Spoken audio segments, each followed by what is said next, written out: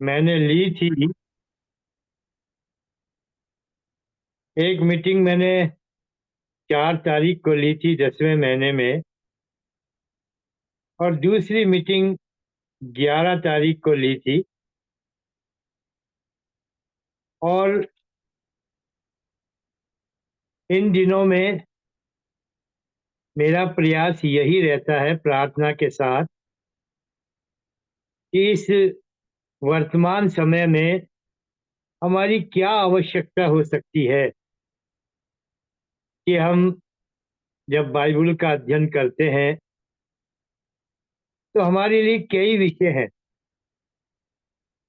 लेकिन वर्तमान में कुछ ऐसे विषय हैं जो बहुत बहुत ही जरूरी हैं। जैसे वर्तमान समय को पहचानना, और इसी तरह से प्रभु के आगमन के लगाव में,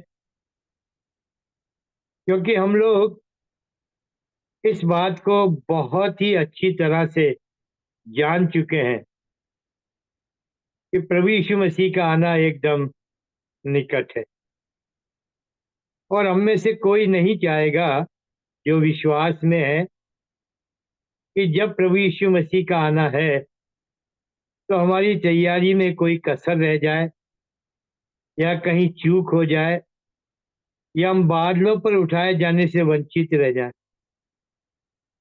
और इसीलिए इस आज के अध्ययन में प्रभु के आगमन के लगाव से ही जुड़ी हुई बातों पर, जैसा हम पिछले समय में अध्ययन कर भी चुके हैं, उसी को हम आगे बढ़ाएंगे। और मैं 2 जगह से पढ़ूंगा। पहला मत्ती रचित सुसमाचार और उसका 24 अध्याय, gospel of Matthew chapter 24 verse 42, 43 and 44।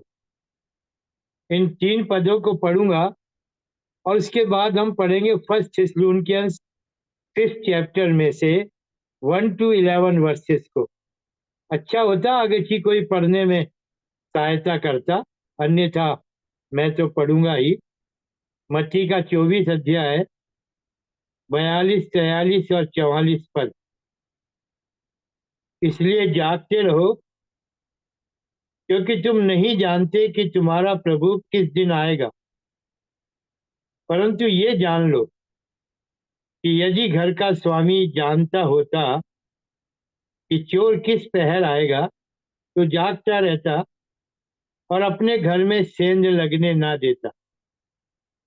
इसलिए तुम भी तैयार रहो, क्योंकि जिस घड़ी के विषय में तुम सोचते भी नहीं हो, उसी घड़ी मनुष्य का पुत्र आ जाएगा। दूसरा भाग है पहला थिस्सलुनीकियों और इसका 5वां अध्याय, और हम लोग पढ़ेंगे 1 पद से लेकर 11 पद तक। या हिंदी की बाइबल के हेडिंग है पुनर्गमन के लिए तैयार रहना। पर हे भाइयों, इसका प्रयोजन नहीं कि समयों और कालों के विषय में तुम्हारे पास कुछ लिखा जाए, क्योंकि तुम आप ठीक जानते हो कि जैसा रात को चोर आता है, वैसा ही प्रभु का दिन आने वाला है। जब लोग कहते होंगे कुशल है और कुछ भय नहीं, और उन पर एकाएक विनाश आ पड़ेगा, इस प्रकार गर्भवती पर पीड़ा, और वो किसी रीति से ना बचेंगे। पर हे भाइयों, तुम तो अंधकार में नहीं हो कि वो दिन तुम पर चोर के समान आ पड़े, क्योंकि तुम सब ज्योति की संतान और दिन की संतान हो। हम ना रात के हैं, ना अंधकार के हैं। इसलिए हम दूसरों के समान सोते ना रहें, पर जागते और सावधान रहें। क्योंकि जो सोते हैं वे रात ही को सोते हैं, और जो मतवाले होते हैं वे रात ही को मतवाले होते हैं। पर हम जो दिन के हैं, विश्वास और प्रेम की झिलम पहनकर और उद्धार की आशा का टोप पहनकर सावधान रहें, क्योंकि परमेश्वर ने हमें क्रोध के लिए नहीं, परंतु इसलिए ठहराया है कि हम अपने प्रभु यीशु मसीह के द्वारा उद्धार प्राप्त करें। वो हमारे लिए इस कारण मरा कि हम चाहे जागते हों चाहे सोते हों, सब मिलकर उसी के साथ जिएं। इस कारण एक दूसरे को शांति दो और एक दूसरे की उन्नति का कारण बनो, जैसा कि तुम करते भी हो। छोटी सी प्रार्थना करेंगे ताकि प्रभु हमारी सहायता करे और वचन पर पूरा अधिकार पवित्र आत्मा का होने पाए। प्रेमी पिता, दयालु परमेश्वर, हम धन्यवाद देते हैं आपके चरणों में आना, आपके साथ और आपके लोगों के साथ संगति का अवसर पाना। प्रभु, ये हमारे आत्मिक जीवन के लिए सबसे बड़ी आवश्यकता है, क्योंकि ज्यों ज्यों हम देख रहे हैं आपके आने का समय जो हो चुका है, चाहते हैं कि आपके लोग पूरी तरह से तैयार हो सकें।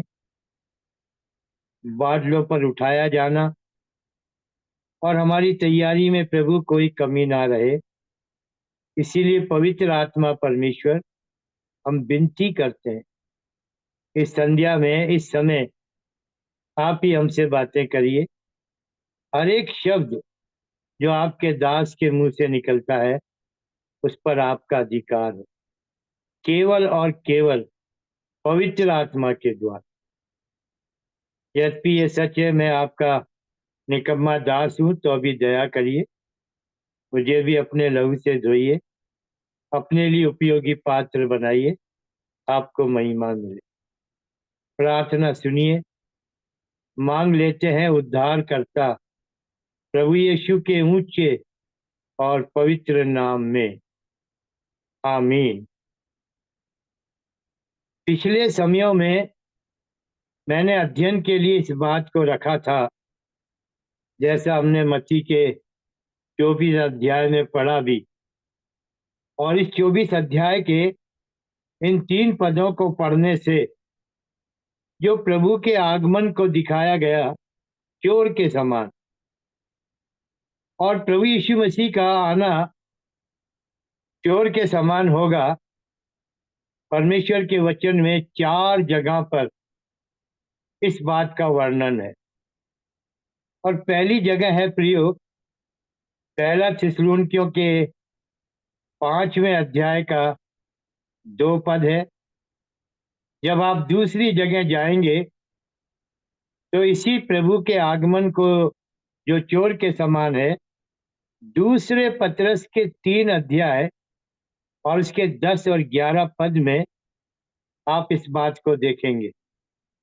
और तीसरा है मेरे प्रियो, प्रकाशित वाक्य का 3रा अध्याय और उसके 3 और 4 पद में, वहां भी प्रभु के आगमन को दिखाया गया जो चोर के समान है। और चौथी जगह है प्रकाशित वाक्य, उसका 16 अध्याय और उसका 15 पद। और यदि आपको पिछले समय का अध्ययन, जब हमने इन चारों में से एक जगह को लिया था, दूसरे पतरस के 3रे अध्याय के 10 और 11 पद, यहाँ पर लिखा है, परंतु प्रभु का दिन चोर के समान आ जाएगा, और इस दिन बड़ी हड़हड़ाहट के शब्द से आकाश जाता रहेगा और पृथ्वी और उस पर के काम भी जल जाएंगे। 11 पद में लिखा है, जबकि ये सब वस्तुएं इस रीति से पिघलने वाली हैं, तो हमें पवित्र चाल चलन और भक्ति में कैसा मनुष्य होना चाहिए। मेरे प्रियो, पिछले दिनों की जो 2 मीटिंग्स हो चुकी, उसमें यही विषय था जिस पर हमने अध्ययन किया था। एक तो पवित्र चाल चलन, और दूसरा था हमारा जीवन जो भक्ति के अनुसार होना चाहिए। और आज का जो हमारा अध्ययन है, हम ध्यान करेंगे पहला थिस्सलुनीकियों और उसका 5वां अध्याय और उसके दूसरे पद पर। क्योंकि यहाँ भी लिखा है, क्योंकि तुम आप ठीक जानते हो कि जैसा रात को चोर आता है, वैसा ही प्रभु का दिन आने वाला है। जब मैं इस बात का अध्ययन कर रहा था, तो परमेश्वर के दास प्रेरित पौलुस को इस थिस्सलुनीकी की कलीसिया के लिए कितना वो आश्वस्त है, क्योंकि उसने लिखा, क्योंकि तुम आप ठीक जानते हो। इस लिखने के पीछे पौलुस को इस कलीसिया के विषय में क्या कुछ मालूम हुआ, क्योंकि अध्ययन करने से हमें मालूम पड़ता है कि इस कलीसिया को परमेश्वर के दास ने ऐसा क्यों लिखा। उसका जो परिश्रम था, उस कलीसिया में उनके बीच में रहते हुए प्रभु यीशु मसीह के आगमन के विषय में किस तरीके से हमारी तैयारी में जो रुकावटें आ सकती हैं, शैतान का आक्रमण हो सकता है, कितनी बातों को परमेश्वर के दास ने उन्हें समझाया। और जब हम पढ़ते हैं तो पाते हैं केवल 21 दिन, 3 सप्ताह, जब आप प्रेरित के काम उसका 17 अध्याय पढ़ेंगे, वहां के आरंभ के 5-6 पदों में इस बात को दिखाया गया।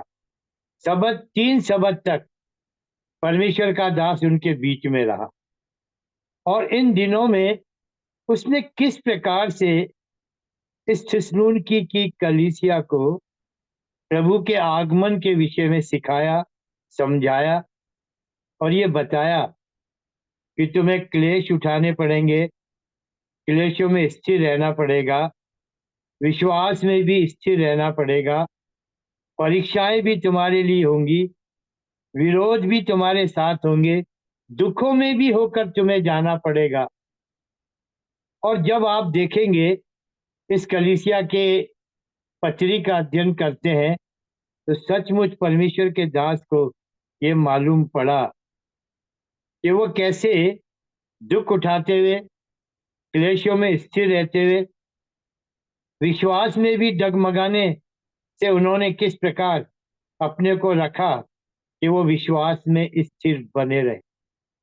और मैं चाहूंगा समय निकालकर आप उसका पहला थिस्सलुनीकियों का 3 अध्याय जब पढ़ेंगे, तो इस बात को देख सकेंगे कि सचमुच उस कलीसिया के लोगों ने दुख उठाया, परीक्षाओं में भी स्थिर रहे, क्लेशों में भी स्थिर रहे।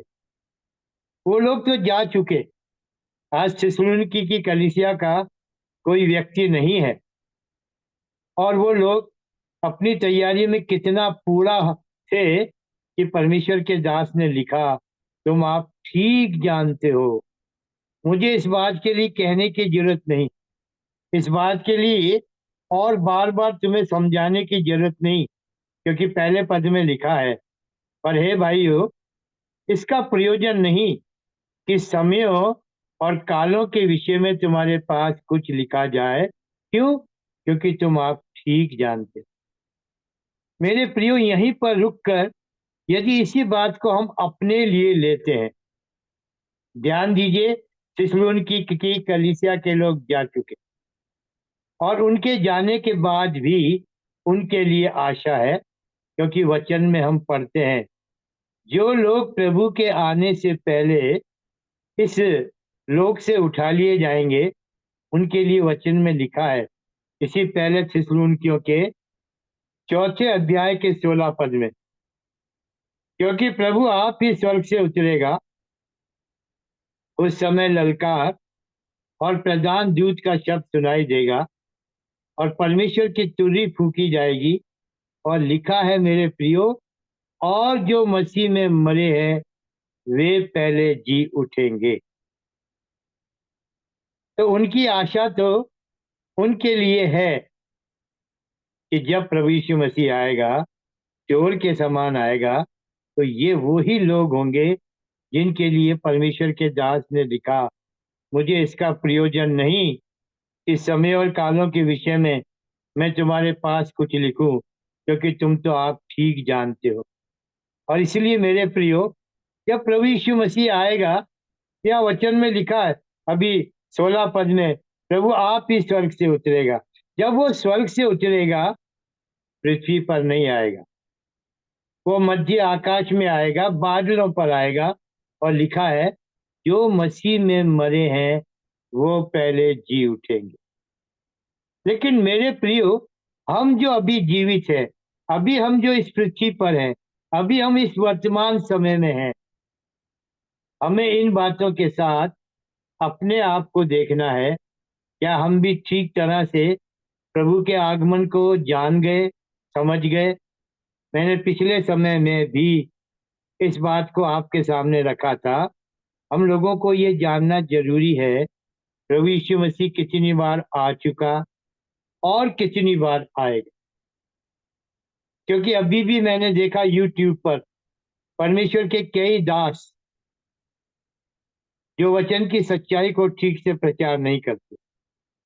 दूसरे शब्दों में, झूठे उपदेशक, झूठे प्रचारक, झूठे भविष्यवक्ता। पर धन्य हो परमेश्वर हमारा, जिसने हमें वचन की सच्चाई के साथ रखा है कि हम इस बात को बहुत ठीक रीति से जाने कि अब जो प्रभु यीशु मसीह का आगमन है वो चोर के समान है। दूसरे शब्दों में कह सकते हैं, उसका आना अचानक से होगा। क्योंकि हमने पढ़ा मत्ती के 24 अध्याय के 44 पद में, जब तुम सोचते भी नहीं होगे। इसका मतलब अचानक से प्रभु यीशु मसीह आ जाएगा। और उसके आने का जैसा वचन बता रहा है, चोर के समान। तो चोर का समय कौन सा होता है? रात होती है, अंधकार का समय होता है, और जब लोग सोते हैं। लेकिन मेरे प्रियो, हम लोग प्रभु के आगमन की अपनी तैयारी में कैसे हैं? हम अपने विषय में क्या जानते हैं? क्योंकि जब हम इसी 5वें अध्याय का चौथा और 5वां पद पढ़ते हैं, तो यहाँ पर हम अपने विषय में देख सकते हैं, अपने आप को जांच सकते हैं। ये चोर के समान आने का जो दिन है, मेरे प्रियो, किन के लिए कठिनाई का होगा, किन के लिए हानि का होगा? मैं पढ़ूंगा चौथा और 5वां पद, पहला थिस्सलुनीकियों और उसका 5वां अध्याय और उसका चौथा और 5वां पद। यहाँ लिखा है, पर हे भाइयों, तुम तो अंधकार में नहीं हो कि वो दिन तुम पर चोर के समान आ पड़े। दूसरे शब्दों में, ये दिन तो आएगा, प्रभु तो आएगा, चोर के समान आएगा। पर वचन में क्या दिखाया है? वो किन के लिए? जो अंधकार में, चौथे पद में, तुम तो अंधकार में नहीं हो, इसका मतलब जो अंधकार में है उनके लिए ये दिन सचमुच ऐसा होगा जैसे चोर का आना। और हमारे विषय में क्या पहचान है? 5 पद में देखिए, लिखा है, क्योंकि तुम सब ज्योति की संतान और दिन की संतान हो। हम ना रात के हैं ना अंधकार के। तो आज के अध्ययन में मेरे प्रियो, प्रभु यीशु मसीह के आगमन के विषय में जब हम ध्यान कर रहे हैं, अध्ययन कर रहे हैं, ये जानकर कि वो चोर के समान आएगा, तो हमें अपने विषय में देखना है। ये जानकर कि जब चौथा चौथा पद हमें दिखा रहा है कि हम अंधकार में नहीं हैं। वो लोग जो अंधकार में हैं, क्योंकि अंधकार की क्या पहचान है? अंधकार एक ऐसा समय है जिसमें सारे बुरे काम होते हैं, जिस पर शैतान का राज्य होता है, शैतान का अधिकार होता है।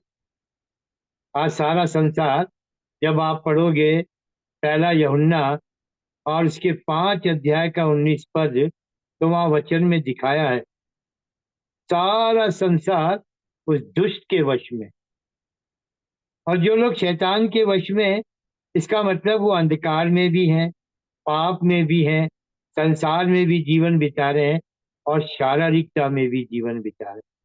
पर मैं और आप कहाँ हैं? क्योंकि आज वर्तमान के समय में मुझे कहते हुए मेरे प्रियो कोई डर नहीं लगता कि हम विश्वासियों के जीवन में भी इतनी गिरावट दिखाई देती, क्योंकि वचन हमें दिखा रहा है। मत्ती के 24 अध्याय के आज जब 12 पद को पढ़ते हैं, वहां लिखा है, अधर्म के बढ़ जाने से प्रेम ठंडा पड़ जाएगा। और आज हम अपने लोगों के बीच में ऐसा ही कुछ देख रहे हैं। जब आप अध्ययन करेंगे अधर्म का बढ़ जाना, तो आप कहेंगे हम लोग तो विश्वासी है, हमारा अधर्म से क्या लेना देना। बिल्कुल ठीक। एक विश्वासी का अधर्म से कुछ लेना देना नहीं, क्योंकि परमेश्वर ने तो हमें धर्मी ठहराया है। और जब उसने हमें धर्मी ठहरा दिया, तो वचन इस बात को दिखा रहा है कि हमें जो जीवन बिताना है, सचमुच ऐसा ही जीवन बिताना है जिसमें हमें धर्म के कामों में लगे रहना है। जब आप पढ़ेंगे पहले यूहन्ना का 3रा अध्याय, तो उसके 7 पद में इस बात को दिखाया गया है, हे बालको, किसी के भरमाने में ना आना। जो धर्म के काम करता है वही प्रभु यीशु मसीह के समान धर्मी है। और जब विश्वासियों के बीच में अधर्म को देखा जाता है, और अधर्म क्या है, समय नहीं कि उसका मैं लंबाई चौड़ाई में वर्णन करूं, पर आप दूसरे तीमुथियुस के 3रे अध्याय के आरंभ के कुछ पदों को पढ़ोगे, तो मेरे प्रियो दिखाई देगा जो जीवन वहां पर दिया गया है, उस जीवन के अनुसार आज विश्वासियों के बीच में बड़ी आसानी से उन बातों को या उस प्रकार के जीवन को हाँ देखा जा सकता है, बहुत आसानी से। आज का विश्वासी स्वार्थ के साथ जीवन बिताता है, घमंड के साथ, और कितनी बातें हैं, अशुद्धता, अपवित्रता, कितनी बार हम देखते हैं परस्पर एक दूसरे के साथ धोखा, विश्वासघात, ये सब कुछ क्या है प्रिय, ये अधर्म है। पर यदि हमारे जीवन में ये नहीं है, प्रभु का धन्यवाद, यही हमारे लिए जांचने का विषय है। क्योंकि जब प्रभु यीशु मसीह आएगा प्रियो, तो जरूरी है जो उसके लोग हैं, जिनकी पहचान है, तुम अंधकार के नहीं, तुम ज्योति की संतान हो। 5 पद में लिखा है, क्योंकि तुम सब ज्योति की संतान हो और दिन की संतान हो। हम ना रात के हैं और ना अंधकार के। और ये अंधकार तो प्रियो, जब आप यशाया के 60 अध्याय के 2 पद में जाएंगे, तो ये अंधकार आज का अंधकार नहीं है, वर्तमान समय का अंधकार नहीं है। यशाया के 60 अध्याय के 2 पद में लिखा है, देख, पृथ्वी पर तो अंधियारा, पृथ्वी पर तो अंधियारा। लेकिन आगे क्या लिखा है, राज्य राज्य के लोगों पर घोर अंधकार छाया हो। और इसलिए मेरे प्रियो, परमेश्वर के वचन के द्वारा जो हमारे लिए चेतावनी है, हमारे लिए जांचने का विषय है कि हम अपने जीवन को किस प्रकार से बिता रहे। ना हो कि किसी भी प्रकार से हमारे जीवन में जो काम होने चाहिए, जो दिन के काम है, जो ज्योति के काम है, उन कामों से हटकर हमारे जीवन में अंधकार या अंधकार के कामों को देखा जाए। देखिए थोड़ा सा रोमियो के 13 अध्याय में इस बात को हमारे लिए दिखाया गया, रोमियो का 13 अध्याय। और आप देखेंगे इस समय की पहचान के लिए, मेरे प्रियो, यहाँ एक बात मैं आपसे कह देना चाहता हूँ। मैं ऐसा नहीं कह रहा कि जो बातें मैं आपको बता रहा हूँ वे आप नहीं जानते, जरूर जानते। हम बाइबल की बहुत सी बातों को बहुत अच्छी तरह से जानते, और वचन में लिखा भी है। जब आप दूसरे पत्रस के पहले अध्याय के 12 पद को पढ़ोगे, वहां इस बात को दिखाया भी गया, इसलिए यद्यपि तुम ये बातें जानते हो। मैं कहाँ से पढ़ रहा हूँ, दूसरा पत्रस उसका पहला अध्याय और उसका 12 पद। इसलिए यद्यपि तुम ये बातें जानते हो और जो सत्य वचन तुम्हें मिला है, लिखा है, उसमें बने रहते हो, तो भी मैं तुम्हें इन बातों की सुधि दिलाने को सर्वदा तैयार रहूंगा। कब तक? जब तक मैं अपने इस डेरे में हूं। परमेश्वर का दास पत्रस लिख रहा है, हाँ मैं अपने लिए इस बात को उचित समझता हूँ। तो सचमुच मेरे प्रियो, इन दिनों में जो परमेश्वर के दास हैं, जिनके द्वारा हम वचन को सुनते हैं, उनके अंदर ये लालसा रहती है, वो अपने लोगों के लिए ना केवल प्रार्थना करते हैं, पर एक ही बात को अगर कि हमें बार बार सुनने को मिले, तो ये भी एक अच्छी बात होती है कि हम सचेत हैं या नहीं, हम जागृत हैं या नहीं, हम प्रभु के आगमन की तैयारी के साथ उसके आने की बाट जोते हैं या नहीं। क्योंकि यदि हम रोमियो के 13 अध्याय में आते हैं, तो आज के वर्तमान समय के लिए लिखा गया है 11 पद में, समय को पहचान कर ऐसा ही करो। कैसा करो? जैसा तुम्हें बताया गया है, तुम अंधकार के कामों को त्यज दो। यदि कहीं किसी प्रकार से विश्वासी के जीवन में आज भी मैं आपको सच बता रहा हूं, इस बात पर घमंड मत करना कि हम 20 साल के विश्वासी हैं, 40 साल के विश्वासी। आज भी एक विश्वासी, एक सेवक दिन भर के कामों को लेकर अपने जीवन को जांचे, तो पाएगा कहीं ना कहीं उसके जीवन में पाप को जगह मिलती। ये ठीक है, प्रभु यीशु मसीह का लहू है, हमारा विवेक हमें सचेत करता बताता है, हम प्रभु के लहू को क्लेम करते हैं, धुलते हैं, और इस प्रकार से हम अपनी यात्रा को जारी रखते हैं। पर ये बहुत जरूरी है प्रियो, हमें अपने जीवन को देखना है। हाँ, कहीं भी किसी भी तरह से अंधकार के कामों में हमारा जीवन ना दिखाई दे। मैं पढ़ रहा हूँ आपके लिए रोमियो का 13 अध्याय और उसका 13 और 14 पद। रोमियो का 13 अध्याय और उसका 13 और 14 पद। जैसा दिन को सुहाता है, वैसा ही हम सीधी चाल चले। यह है दिन का, यह है ज्योति का, यह है ज्योति की संतान। ये ठीक है, एक समय था जब हम अपने अतीत में अंधकार के जीवन में थे। बल्कि जब आप इफिसियों के 5 अध्याय के 8 पद को पढ़ेंगे, तो वहां क्या लिखा है? हम अंधकार की संतान नहीं, या हम अंधकार के नहीं, हम अंधकार ही थे, हम अंधकार थे। लेकिन परमेश्वर ने अपनी जो पूर्व जो उसका पूर्व ज्ञान था, उस ज्ञान के अनुसार प्रियो उसने हमें आदि से चुन लिया था। हम पैदा पाप में हुए, लेकिन हम आदि से चुने हुए थे। इसलिए जरूरी था कि परमेश्वर का अनुग्रह उसके चुने हुए लोगों पर प्रकट हो। रोमियो के 11 अध्याय का जब 5 और 6 पद आप पढ़ेंगे, वहां इस बात को दिखाया गया, जो परमेश्वर के अनुग्रह से हम लोग बचाए गए हैं, वो केवल इसीलिए क्योंकि हम लोग, हाँ, उसके चुने हुए लोग थे। और वचन बता रहा है, ये जो चुने हुए लोग हैं, हाँ, उन्हीं के लिए अनुग्रह था। मैं आपके सामने निकाल के पढ़ता हूँ, रोमियो का 11 अध्याय, उसका 5 और 6 पद। ठीक इसी रीति से इस समय भी अनुग्रह से चुने हुए कुछ लोग बाकी हैं।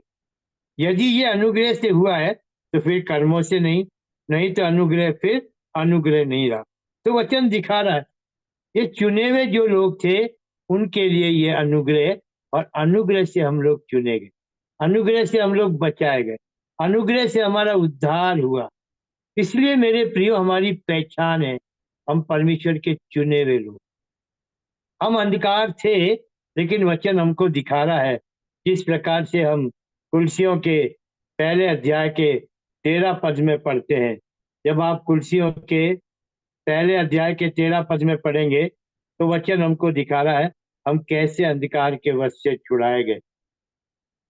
कुलसियों का 1 अध्याय और उसका 13 पद। उसी ने हमें अंधकार के वश से छुड़ाकर अपने प्रिय पुत्र के राज्य में प्रवेश कराया। अब इसका अर्थ क्या है प्रियो? 14 पद में लिखा है, जिसमें हमें छुटकारा उसके लहू के द्वारा, जिसमें हमें उसके लहू के द्वारा छुटकारा, अर्थात पापों की क्षमा प्राप्त होती है। हिंदी की बाइबल में यदि आप कुर्सियों के पहले अध्याय का 14 पद पढ़ोगे तो वहां पर सही ट्रांसलेशन नहीं है। हिंदी की बाइबल में लिखा 14 पद में, जिसमें हमें छुटकारा अर्थात पापों की क्षमा प्राप्त होती है। यहाँ लहू का वर्णन नहीं है। आप अपनी हिंदी की बाइबल में ठीक कर सकते हैं, यहाँ होना चाहिए जिसमें हमें उसके लहू के द्वारा छुटकारा अर्थात पापों की क्षमा प्राप्त होती है। ये मतलब है प्रियो, अंधकार के वश से छुड़ाया जाना। बड़ी कीमत को प्रभु यीशु मसीह ने हमारे लिए चुकाया। जब मैं और आप अध्ययन करते हैं और क्या क्या कुछ परमेश्वर ने अपने पुत्र में होकर हमारे लिए किया, हम उपलब्धियों को देखते हैं तो हमें समझ में आता है परमेश्वर का प्रेम, परमेश्वर की योजना, परमेश्वर की मनसा, परमेश्वर का संकल्प, और वो हमें कहाँ से उठा के कहाँ पहुंचाया और कहाँ पहुंचाना चाहता। इसलिए प्रियो, आज भी हमें वचन की जरूरत क्यों है, संगति की जरूरत क्यों है, हम क्यों इस प्रकार से मीटिंग करने पाते हैं? इसीलिए कि आज के वर्तमान समय में जिस प्रकार का वातावरण है, जिस प्रकार का अंधकार है, जिस प्रकार के शैतान का आक्रमण है, मेरे प्रियो, परमेश्वर का आत्मा जो हमें सचेत करने के लिए, हमें जागृत करने के लिए ना हो कि हम ये जानकर भी या कह भी सकें मैं तो ज्योति की संतान हूँ। बिल्कुल सच है, हम ज्योति की संतान है। और हमारे काम कैसे, हमारे काम कैसे, यहाँ क्यों लिखा है रोमियो के 13 पद में, जैसे जिनको सुहाता है वैसे हम सीधी चाल चले। और ऊपर लिखा 12 पद में, अंधकार के कामों को तज कर, अंधकार के कामों को छोड़कर। इसका मतलब कहीं ना कहीं आज भी विश्वासियों के जीवन में मेरे प्रिय अंधकार के काम है, अंधकार के काम है। बड़े अच्छे से जांचना पड़ेगा।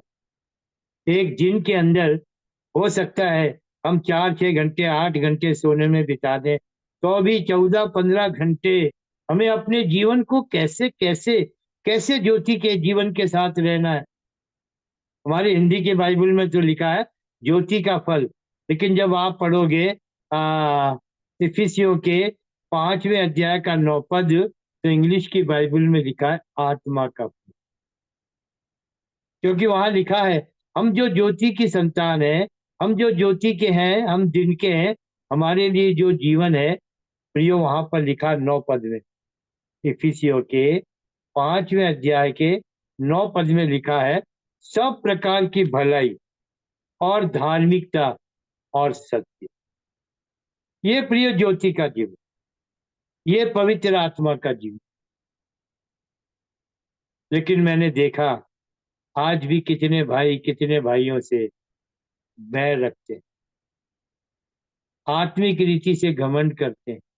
मुझे नहीं मालूम मेरी बातें आपको कैसी लगेंगी, पर मुझे इस बात का डर नहीं, क्योंकि पवित्र आत्मा मेरे लिए भी है, आपके लिए भी है कि हम अपने जीवन को जांचें और किसी भी तरह से कुछ ऐसा ना हो। मैं फिर सलाह दूंगा समय निकाल कर, दूसरे तिमोथेयुस के 3रे अध्याय को पढ़ने से लगेगा कि क्या ऐसा तो नहीं इनमें से कोई भी किसी भी प्रकार का ऐसा जीवन जो अधर्म से जुड़ा है, अंधकार से जुड़ा है और हमारे जीवन में है। पर यदि हम पवित्र आत्मा का सहारा लेंगे और प्रार्थना के साथ अपने जीवन को जांचेंगे, मेरे प्रियो, ये विवेक की जागृति, हम नए नियम के लोग, हमारा विवेक हमें दोषी होना या निर्दोष होना रोमियो के 2:15 के अनुसार दिखाता है। और मैं यही चाहूंगा अपने साथ आप लोगों के लिए भी कि जब हम रोमियो के 13 अध्याय के 12 और 13 पद को पढ़ते हैं, वचन के साथ हम अपने जीवन को देखें कि हमने सचमुच ज्योति का जीवन है या नहीं, अंधकार के कामों को तज दिया है या नहीं। मेरे प्रियो, हमें कितना पवित्र जीवन जीना, कितना सच्चा जीवन जीना, कितना धार्मिकता का जीवन जीना। हमारे विषय में यदि कहीं भी कोई किसी से बुराई करता है तो इसका मतलब जरूर उसने हमारे अंदर कहीं ना कहीं कुछ देखा, ना हो कि हमारा जीवन ठोकर का जीवन है। दूर दूर तक हमारी चर्चा जहां भी की जाए मेरे प्रियो, हमारे व्यक्तिगत जीवन की चर्चा में सचमुच हमारा जीवन आदर्श होना चाहिए। ये समय है प्रियो, ये समय, इतना पवित्र जीवन, इतना सच्चा जीवन, इतना धार्मिकता का जीवन। वहां लिखा है आ, इफ्सियों के 5 अध्याय के 9 पद में, सब प्रकार की सब प्रकार की भलाई। सोचिएगा, अरे भलाई के लिए तो हमें चुना गया, भलाई के लिए तो हमें अलग किया गया। इफ्सियों के 2 अध्याय के 10 पद में लिखा है, हाँ इंग्लिश में तो बहुत अच्छा लिखा है, वर्कमैनशिप। हिंदी में ऐसा नहीं लिखा। वर्कमैनशिप का मतलब होता है हाथों की कला। इसका मतलब परमेश्वर ने हम लोगों को, हम जो विश्वासी हैं, ध्यान दीजिएगा मेरी बात पर, आत्मा में होकर प्रभु यीशु मसीह में सिरजा। किसके लिए? भलाई के लिए। और भलाई के कौन से काम? जिनको पहले से परमेश्वर ने रखा। इसलिए मेरे प्रियो, बहुत ही जरूरी है कि हम अपनी दिनचर्या में इस बात को देखें, और ना हो कि हम अंधकार के जीवन के साथ पाए जाएं। क्योंकि वचन में लिखा है, जैसा हमने पढ़ा 1 थिस्सलुनीकियों के 5 अध्याय में, तो आप वहां देखेंगे 6 पद में लिखा है, 1 थिस्सलुनीकियों के 5 और 6 पद को मैं पढ़ता हूं।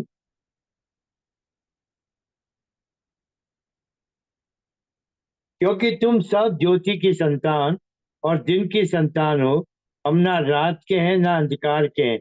इसलिए हम दूसरों के समान सोते ना रहें, पर जागते और सावधान रहें। क्यों? क्योंकि जो सोते हैं वो रात ही को सोते हैं, जो मतवाले होते हैं वो रात ही को मतवाले होते हैं। और खुद प्रभु यीशु मसीह ने इस बात को दिखाया लूका के 21 अध्याय में। जब आप लूका के 21 अध्याय के 34, 35 और 36 पद को पढ़ेंगे, और क्या लिखा है, इसलिए सावधान रहो, ऐसा ना हो कि तुम्हारे मन खुमार और मतवालेपन और इस जीवन की चिंताओं से सुस्त हो जाए।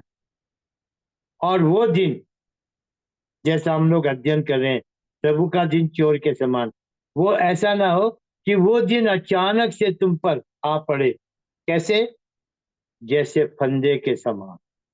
और लिखा है 35 पद में, यह दिन ऐसा ही होगा जो सारी दुनिया के ऊपर फंदे के समान आ पड़ेगा।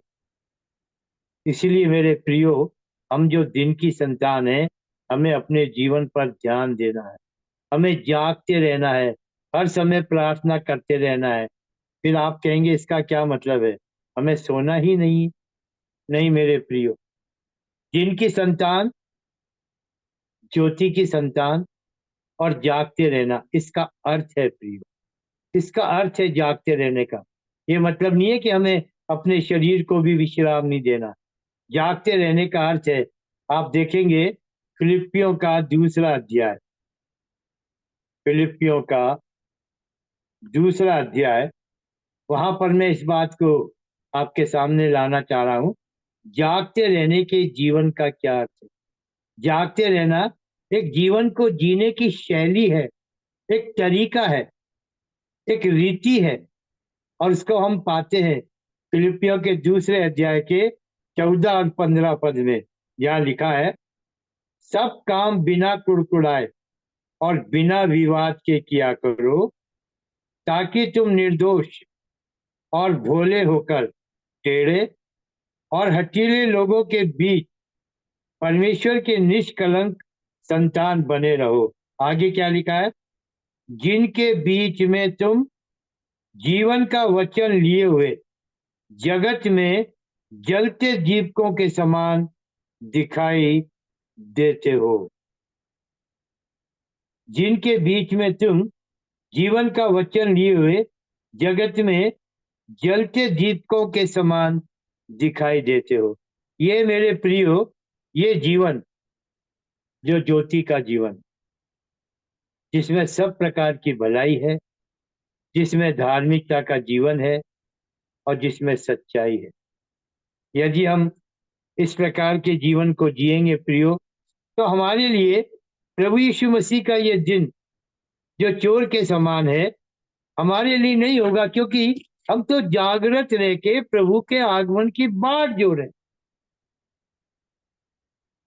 और जो बाट जोने वाले हैं वो सचमुच सचमुच अपने जीवन को ऐसा ही बना के रखेंगे, दुखों में भी, परीक्षाओं में भी, क्लेशों में भी, सब में स्थिर रहे। क्योंकि हमारे जीवन में जब परीक्षाएं हैं, क्लेश है, दुख है, संकट है प्रियो, ये आत्मिक जीवन की उन्नति का प्रोसेस। इसके बिना हमारी आत्मिक उन्नति नहीं होगी। जरूरी है, हमें सतावने में से भी जाना पड़ेगा, हमें परखा भी जाने पड़ेगा, हमारे विश्वास के लिए परीक्षाएं भी होंगी, सब कुछ है। और ये मसीह जीवन है, ये विश्वासी का जीवन है। कहने का अर्थ है, जब हम इस प्रकार के जीवन को जिएंगे जो थिस्सलुनीकि की कलीसिया के लोगों ने ऐसा जीवन बिताया, विश्वास में, प्रेम में, क्लेशों में, सब में स्थिर रहे, और इस प्रकार से प्रियो प्रभु की बाट जोते जोते वो प्रभु में सो गए। लेकिन आज हम जो जीवित हैं, एक वचन पढ़ूंगा मैं, सपोपदेशक एक्लीसियस और उसका 9 अध्याय। वो लोग तो प्रभु में सो गए, सपोपदेशक और उसका 9 अध्याय और उसके 4 और 5 पद को पढ़ूंगा मैं। यहाँ लिखा है, परंतु जो सब जीवितों में है उसे आशा है, क्योंकि जीवित कुत्ता मरे हुए सिंह से बढ़कर है। क्योंकि जीवते तो इतना जानते हैं कि वे मरेंगे, क्योंकि जीवते तो इतना जानते हैं कि वो मरेंगे। मैं और आप अभी जीवित हैं, मुझे और आपको मालूम है कि हम मरेंगे। पर आगे क्या लिखा, परंतु मरे हुए कुछ भी नहीं जानते और ना उनको कुछ और बदला मिल सकता है, क्योंकि उनका स्मरण पृथ्वी पर से, यहाँ से वो लोग चले गए। लेकिन वचन कह रहा है, हम जो जीवते हैं हम तो इतना जानते हैं कि हम मरेंगे। तो मरने से पहले यदि परमेश्वर का वचन और ये समय हमको दिया जा रहा है कि हम प्रभु के आगमन को बहुत ठीक से जान लें, और जो परमेश्वर का वचन हमें दिखा रहा है, परमेश्वर के वचन की क्या मांगे, अंधकार के कामों को त्यज कर, ये मांगे। और क्या मांगे, ज्योति का जीवन, वो बातें जो दिन को 13 पद में लिखा है, जैसा दिन को शोभा देता है। क्या शोभा देता है, सीधी चाल चलना, सीधी चाल चलना। हमें इस आवाज को सुनना चाहिए कि जब हम चलते हैं, क्या कोई आवाज हमें सुनाई देती है। यशाया नबी की पुस्तक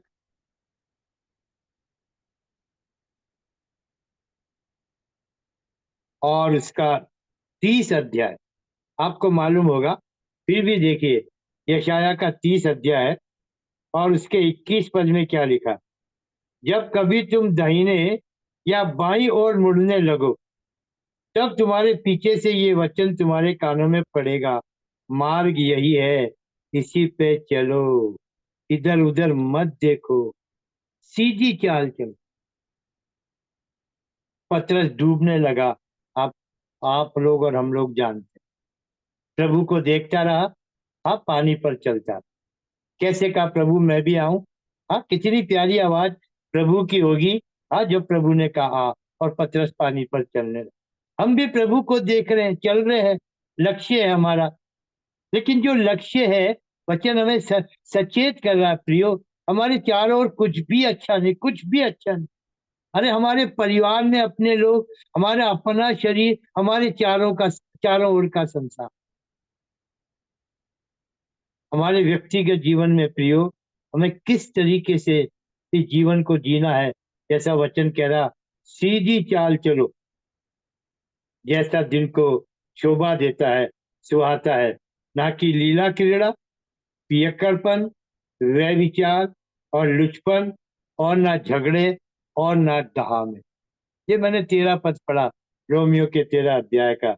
और 14 पद में लिखा है, वरन प्रभु यीशु मसीह को पहन लो और शरीर की अभिलाषाओं को पूरा करने का उपाय ना करो। क्या होगा प्रियो? क्या इन वचनों को सुनकर सचमुच हम अपने जीवन के प्रति चाहेंगे कि हम जांचें, हम सचेत है या नहीं, जागृत है या नहीं? मेरे प्रिय, अंधकार तो हाँ यशाया 60 में देखा, और आज के वर्तमान समय भी वो अंधकार बढ़ता चला जा रहा। अंधकार का अधिकार शैतान के हाथ में। लेकिन जब हम अंधकार से निकाले गए, तो ना अब हम पर अंधकार का अधिकार और ना शैतान का। दूसरा कुरिन्थियों के 4 अध्याय में वचन हमें दिखा रहा, जैसे हमने यहाँ पर देखा कि ये दिन जो चोर के समान आने का है, ये किनके लिए है? उन लोगों के लिए जो अंधकार के हैं, पर तुम तो दिन के हो। ठीक ऐसा ही आप पढ़ेंगे दूसरा कुरिन्थियों के 4 अध्याय के 3 और 4 पद में, जो अविश्वासी लोग हैं, जिनकी बुद्धि को इस संसार के ईश्वर ने अंधा कर दिया। आंखों में अंधापन नहीं है, ये अंधकार उनकी बुद्धि में है प्रियो। किनकी बुद्धि में? जो अविश्वासी हैं, जिनके लिए हाँ मसीह का जो तेजो में सुसमाचार है, उसका प्रकाश उन पर ना चमके। किन पर? वही लोग जो अंधकार में। लेकिन प्रियो, जब हम 6 पद पढ़ते हैं दूसरा कुरिन्थियों के 4 अध्याय का, तो वहां लिखा है, परमेश्वर ही है जिसने कहा अंधकार में से ज्योति चमके। और आगे क्या लिखा? वही मेरे और आपके हृदय में चमके। मेरे प्रिय, हमारे भीतर के जीवन में ज्योति है, प्रकाश है। हमारा कोई लेना देना नहीं अंधकार से। अरे हम परमेश्वर के लोग हैं। हाँ, कभी समय मिलेगा हम इस बात पर भी अध्ययन करेंगे। हम परमेश्वर का वंश है। हम इस पृथ्वी पर के लिए नहीं है। एक समय था जब हम पाप में थे, अंधकार में थे, दुष्ट शैतान के फंदे में थे, हमारा अतीत घिनौना था। हो सकता अगर कि आप प्रभु हमको नहीं बचाता, उसका जो प्री डेस्टिनेशन था, उसका जो पूर्व ज्ञान के अनुसार हमारे चुने जाने की योजना थी, यदि ये मेरे और आपके लिए नहीं होती, वो अनुग्रह मेरे और आपके लिए नहीं होता, जो चुने जाने लोगों के लिए होता, तो फिर मेरे प्रियो क्या हाल होता हमारा? हम भी उस भीड़ में, हम भी उस भीड़ में होते जो नाश होने के लिए रखी गई है। और इसलिए मेरे प्रियो, सचेत और जागृत होकर इस पहला थिस्सलुनीकियों को, ये परमेश्वर के दास की थिस्सलुनीकी की कलीसिया को लिखी गई 2 पत्रियों में आप देखेंगे, मैं बता भी चुका हूं, कोई भी एक ऐसा अध्याय नहीं है जिसमें प्रभु यीशु मसीह के आगमन के विषय में चर्चा या वर्णन नहीं किया गया। दोनों पत्रियों में 8 अध्याय है प्रियो, तो हर अध्याय में प्रभु यीशु मसीह का आगमन। कितने अच्छे तरीके से परमेश्वर के दास ने इस कलीसिया को प्रभु के आगमन के विषय में सिखाया, समझाया, और इसीलिए लिखा। अब मुझे बार बार इन बातों को बताने की जरूरत नहीं, पर हम लोगों को तो बार बार बताना पड़ता। हम तो बार बार हाँ मतलब लापरवाह हो जाते हैं। जैसा हमें जागृति में रहना चाहिए, झील और जलन से भरा हुआ होना चाहिए, दूसरों के लिए हमारा जीवन आदर्श होना चाहिए। जब लोग हमारे पास बैठे, हमारी तरफ देखे, हमारे विषय में सुने, सचमुच हमारे जीवन से हमारी तैयारी दिखाई दे। हमारे हृदयों में प्रियो वो प्रकाश है। और कितनी बड़ी बात है प्रियो, उस पवित्र आत्मा के भागी बनकर हम इस जीवन को जीने के लिए, हाँ अच्छा होता जिस दिन हमने नया जन्म पाया, पापों की क्षमा पाई, उसी दिन प्रभु हमें उठा लेता। हमें ये दिन किस लिए दिए? इसीलिए कि हम अपने जीवन के उन दिनों में, जब हम अंधकार में थे, पाप में थे, अब ज्योति में आ गए, अब हम उद्धार में आ गए। हम उन्हीं बातों पर जय प्राप्त करें। अब हम उन बातों पर जय प्राप्त करके अपने जीवन में इस सामर्थ्य को पहचाने। कितना अच्छा लगता है जब हम पाप पर जय पाते हैं, शैतान पर जय पाते हैं, संसार पर जय पाते हैं। जब हमारा जीवन, चाहे कोई लोग छिपके देखे, चाहे कोई जीवन हमें हाँ सामने से देखे, चाहे कोई हमें पीछे से देखे, हर जगह से हम एक से दिखाई दे, ज्योति की संतान, ज्योति की संतान, ज्योति की संतान। हमें जलते हुए दीपकों के समान ही जीवन को बिताना है मेरे प्रियो। हाँ, परमेश्वर ने हमें ऐसा जीवन दिया है। इसलिए इन इन दिनों में, जब ये प्रचार मेरे साथ आप लोगों के लिए रखा है, तो मैं इसी बात पर ध्यान देते हुए आपके सामने हूँ। प्रभु यीशु मसीह का जो आना है वो चोर के समान। और चोर कैसे आता है? अचानक। जब आप मत्ती के 24 अध्याय के जैसे 3 पदों को हमने पढ़ा, आप 42, 43 और 44, वहां इसी बात को दिखाया है कि अगरचे घर का स्वामी जागते रहे तो फिर अपने घर में सैन क्यों लगने देगा? ठीक इसी तरीके से वचन की मांग है कि हम भी जागते रहें, क्योंकि हम जागते रहेंगे तो प्रभु यीशु मसीह कभी भी आए, हम बादलों पर उठाए जाए। और मेरे प्रियो, आखिर में, इससे पहले कि ये संदेश का समय पूरा हो, इस बात पर ध्यान दीजिए जिसका वर्णन पहले कुरिन्थियों के 15 अध्याय के 51 और 52 पद में, क्योंकि प्रभु का आना तो है, ये हमारे समझ में आ रहा है, हम समय को भी पहचान रहे हैं, इसमें भी कोई दो राय नहीं है, हम बात भी जोड़े। लेकिन ये जो समय है, पहला कुरिन्थियों के 15 अध्याय का मैं पढ़ रहा हूँ 51 और 52 पर, 51, 52। देखो, मैं तुमसे भेद की बात कहता हूँ, इट इज मिस्ट्री। ये जो बात है प्रियो, भेद की बात है। परमेश्वर का दास कह रहा है, हम सब नहीं सोएंगे, परंतु सब बदल जाएंगे, और ये क्षण भर में, पलक मारते ही, अंतिम तुरही फूंकते ही होगा। कितनी सी देर रुकेगा प्रभु यीशु मसीह बादलों पर? कैसे हम अपने को मेंटेन करेंगे? क्या हम एक पलक झपकने के समय में इतनी देर भी प्रभु से अलग ना रहे? इतनी देर में भी हमें सोने की जगह जरूरत ना पड़े? मेरे प्रियो, अगर ये जीवन हमको दिया है तो हमें जीना है। हमें प्रभु के आने की बाट जोते हुए, जागते हुए, प्रार्थना करते हुए, परस्पर हम जब भी आपस में बैठते हैं, इधर उधर की बातें क्या क्या करने लग जाते हैं। अरे कितना अच्छा समय है, दो भाई मिले हैं, प्रार्थना करें। कुछ 4-5 भाई मिले हैं, प्रभु के आगमन की चर्चा करें, शैतान को अवसर ना मिले। और यदि इस प्रकार से होगा प्रियो, तो जैसे 4 जगहों पर हमने देखा प्रभु का आना चोर के समान होगा। पहला थिस्सलुनीकियों के 5 अध्याय का 2 पद, दूसरा दूसरा पतरस तीसरे अध्याय का 10 और 11 पद। और फिर प्रभु अगर की मौका देगा, तब उन आगे के बातों पर भी ध्यान देंगे जो प्रकाशित वाक्य 3 अध्याय के 3 और 4 पद में है प्रभु के आने का, और प्रकाशित वाक्य के 16 अध्याय के 15 पद में भी। इन 4 जगहों में से मेरे प्रियो, हम 2 जगह का अध्ययन कर चुके आज का जन्म। तो परमेश्वर हमारी सहायता करे, और सचमुच हम केवल संदेश को इसलिए नहीं सुने कि हमारे लिए ठहराया गया शुक्रवार को मीटिंग, पर इसलिए कि हर वचन, हर समय, हर संगति, हर मीटिंग हमारे जीवन में आत्मिक जागृति का कारण, हमारे जीवन के बदलाव को हम खुद अपने में महसूस। जब आप तैयार होते हो, कपड़े पहनते हो, आईने में देखते हो, तो आपको लगता है कि मैं तैयार हुआ हूँ, मैं ठीक दिख रहा हूँ। कितने ध्यान से देखते, बार बार देखते। ऐसे प्रिय हमारे आत्मिक जीवन की उन्नति में भी हमें अपने को देख। तो परमेश्वर हमारी सहायता करे और हमें आशीष दे। भाई, यस ब्रदर। प्रार्थना की जाए। Yes yes. आइए प्रार्थना करें। प्रेमी पिता, दयालु परमेश्वर, हम आपके पवित्र चरणों में हैं और धन्यवाद देते हैं हमारे प्रियों के लिए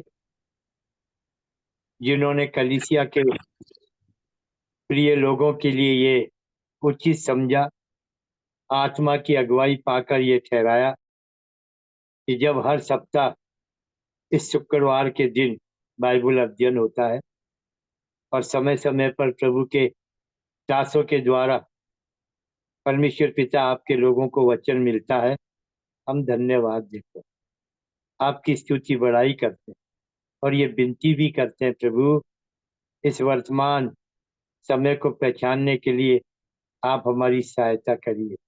ये तो हम जान रहे हैं, ना केवल इसलिए कि वचन में लिखा है कि वर्तमान संसार बुरा है, बल्कि हम खुद अपनी आंखों से देख, और आपने हमें इस बुरे संसार से इसीलिए अलग किया है, इसीलिए चुन लिया है कि हम जाने कि हम आपके लिए हैं, हम आपके लोग। आपने हमें उद्धार देकर इस नाश होने वाले संसार के साथ रहने के लिए नहीं ठहराया, बल्कि आप अपने लोगों को बहुत जल्दी बादलों पर लेने के लिए आने वाले। और इसीलिए आपका वचन हमें दिखा रहा है कि हम आपके आगमन को समझे। अभी हमने पढ़ा, अभी हम जीवित हैं, अभी हम मर नहीं गए। जो जीवित है उसके लिए मौका है, वो समझ सकता है। प्रभु आप ऐसी हमारी सहायता करिए, ये पलक झपकने के समय को समझाइए। हम किसने कितने कितने सचेत और जागृत कैसे हो प्रभु कि हम तुरी की आवाज और किस प्रकार क्षण भर में पलक झपकते ही जैसे आप बादलों पर आए, हम भी बादलों पर उठा लिए जाएं। प्रभु हमारी ये आशा जो आपने हमें दी है, हम विनती करते हैं रोमियो के 15 अध्याय के 13 पद के अनुसार हमारी इस आशा को भी प्रभु लगातार लगातार पवित्र आत्मा के द्वारा बढ़ने से हमको सहायता मिले, कि हम आपसे विनती करते हैं। हमने वचन को सुना, हम धन्यवाद देते हैं पवित्र आत्मा परमेश्वर। हम आपकी स्तुति बड़ाई करते हैं दिए गए सुंदर समय के लिए। हमें आशीष दीजिए और वचन के अनुसार जीवन को जांचने भी पाए, ऐसी भी सहायता करें। प्रार्थना को लाते हैं अपने उद्धारकर्ता प्रभु यीशु के ऊंचे और पवित्र नाम में, आमीन। आमीन। अब अब पिता हमारे परमेश्वर, हाँ अब करिए करिए भाई, दीजिए दीजिए। अब हमारे परमेश्वर पिता का प्रेम, मसीह यीशु का अनुग्रह, पवित्र आत्मा की सहभागिता जुड़े हुए सारे प्रियों पर और अन्य विश्वासी जनों पर हमेशा बना रहे। आमीन। आमीन आमीन आमीन।